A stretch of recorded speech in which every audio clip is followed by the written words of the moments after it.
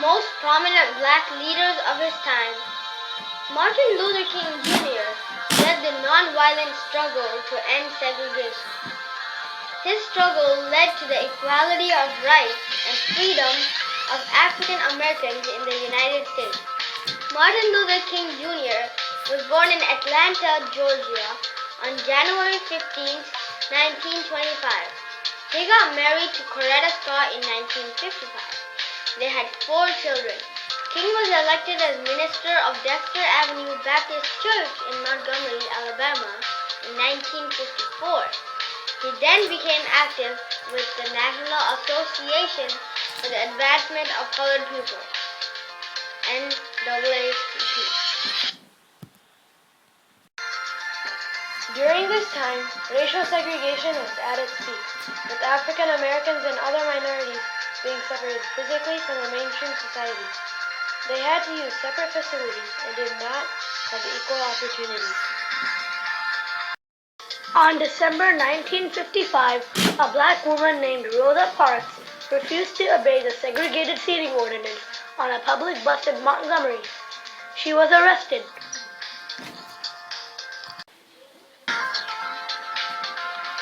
As a result, the Montgomery Improvement Association was formed with Martin Luther King Jr. as president. They led the Montgomery bus boycott, in which all African Americans refused to ride the public bus system in Montgomery until they were forced to end segregation on the buses. The Southern Christian Leadership Conference was formed in 1957 with King as leader. Its goal was to provide leadership to fight for African American civil rights. Martin Luther King Jr. was arrested many times for nonviolent protests for equal rights.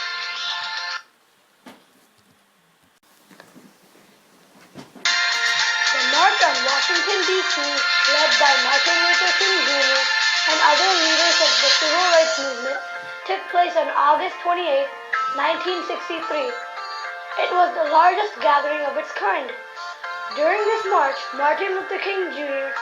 gave his inspiring speech, "I Have a Dream," on the steps of the Lincoln Memorial, which revolutionized the way people thought about segregation.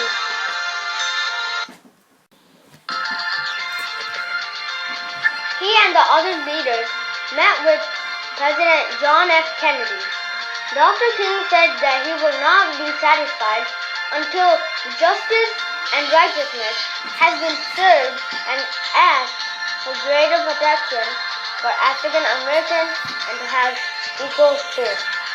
Dr. King's emotional words of hope and encouragement empowered the civil rights movement to continue its work through demonstrations, sit-ins, and protests, which ultimately led to the passage of the Civil Rights Act of 1964 and the Voting Rights Act of 1965.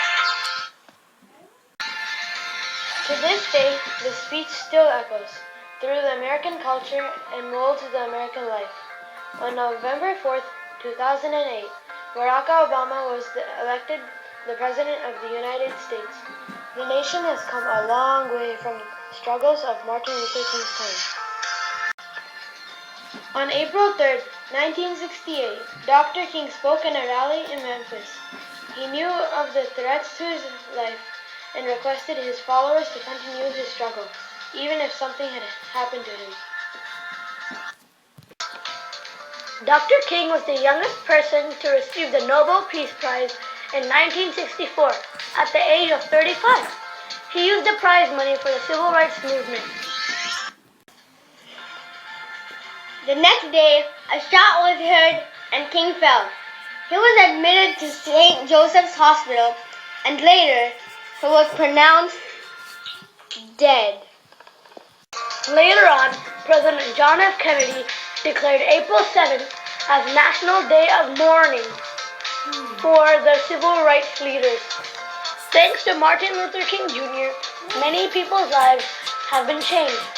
People are treated for who they are and not what color they are.